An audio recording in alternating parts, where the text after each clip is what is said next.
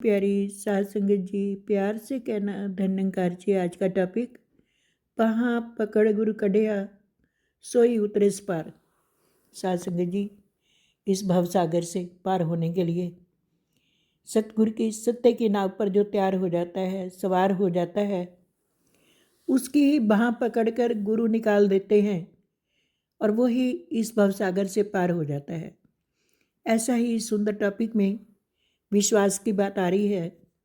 गुरबाणी भी इसी रूप में कहती है, बाहाँ पकड़ कड़ लीने जन अपने ग्रह अंधकूप ते माया, कहो नानक गुरु बंधन काटे हरि बिछड़ तान मिलाया। हरि से बिछड़ी हुई रूहों को सतगुरु के रूप में प्रकट होते हैं, साकार रूप लेते हैं, धरती पर आते हैं। जब मानव त्राही त्राही कर रहे होते हैं, तब मानवता को बचाने के लिए सतगुरु प्रकट होते हैं। मिटी धुंध जग चानन होया, सतगुरु नानक प्रकट होया।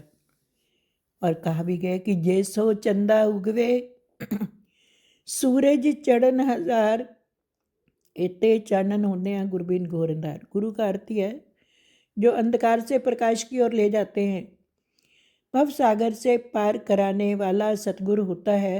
हृदय वाणी में बाबा जी कहते हैं, सत्य की नाव चलाने वाला सतगुरु होता है। सतवचनी गुरसिक होते हैं और ये सत्य की नाव, ब्रह्म ज्ञान की नाव को चलाने वाले सतगुरु।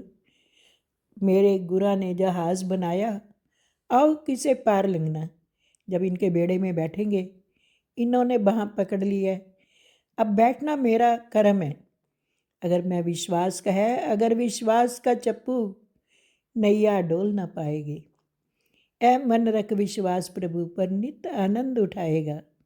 पक्का है विश्वास तेरा तो दुख भी सुख बन जाएगा। ये तो पार उतारने के लिए आए हैं और ये निकाल भी रहे हैं। बाँह पकड़ कड़ लीने जन अपने। अपने कौन है? जो इनकी शरण में आ जाते हैं। जो शरण आवा तिस कंठ लावा। साध संगत जी, पक्का विश्वास चाहिए।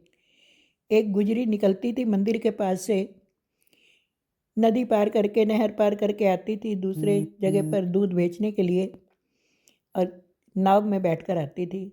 आते जाते हुए किराया भी खर्च होता था। लेकिन मंदिर के पास जब निकलती तो पंडित जी एक भजन बोल रहे होते थे, राम नाम जप लै 84 तेरी कट जाएगी, तू भवसागर पार हो जाएगा। वो सोचती, मंदिर में पंडित जी समझाते हैं तो लोग सुनते भी हैं, गा भी रहे होते हैं, सच्ची बात है। उसका विश्वास पक्का हो गया। उसने कहा, जब भवसागर से पार हो सकते हैं राम नाम जपने से, मैं भी आज राम नाम का जाप करती हूँ और नदी में से ऐसे निकल जाती हूँ। आज नाव में नहीं बैठूंगी। वो सचमुच पार हो गई। पैदल चल के गई तो वो पार हो गई। साध संगत बड़ा ताजुब हुआ। ऐसे ही कई दिनों तक वो करती रही। उसने कहा, मेरे गुरु तो मेरे पंडित जी हैं, इनको घर बुलाना चाहिए। वो गई, पंडित जी को कहा, आप मेरे घर चलोगे। पंडित जी तैयार हो गए। जब नहर के पास पहुँचे तो कहने लगी, नाव नहीं देखनी, आज हम पैदल जाएंगे बीच में से।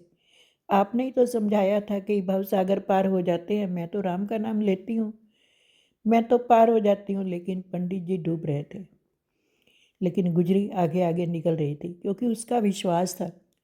साध संगत जी, जब हम भी अपना पक्का विश्वास रखते हैं, डामाडोल नहीं होने देते हैं, लेकिन अगर इनकी नाव में बिठा भी लिया है, हम इनकी नाव में से नीचे छलांग लगा देते हैं, तो हम कहाँ पार हो पाएंगे। पंडित जी की तरह भरोसा नहीं रखते हैं, सिदक नहीं रखते हैं, लेकिन गुजरी जैसे अपना भरोसा रखते हैं, सिदक रखते हैं, निरंकार पर पूरा भरोसा रखें इनकी शक्ति, और हम सिमरन करते रहें। सिमरन में बहुत ताकत होती है। सिमरो सिमर सिमर सुख पाओ, कल कलेश तन माही मिटाओ। मौसम तो इंसान के अंदर है, जैसा हमारा मन होता है वैसा ही मंदिर है। साध संगत जी, मंजर वैसा ही बन जाता है। हम अपने गुरु पर पूरा विश्वास रखें। ऐसे ही केवट ने भी राम के चरण पखारे और वो भव सागर से पार हो गया। उसने अपने परिवार के लिए भी मांग लिया कि मेरे सारे परिवार को भी आपने भव सागर से पार करना है। साध संगत, तेरिया संताने डोरा तेरे उत्ते सुटियाँ, जो अपने आप को अर्पण समर्पण कर देते हैं इसके चरणों में, पूरा सिदक रखते हैं, विश्वास रखते हैं, भरोसा रखते हैं, वो इस संसार में भी सुखी हो जाते हैं। लोक सुखी परलोक सुहेले, नानक हर प्रभ आपे मिले। उनका जीवन सुखल्ला हो जाता है। प्यार से कहना, धन्यंकार जी।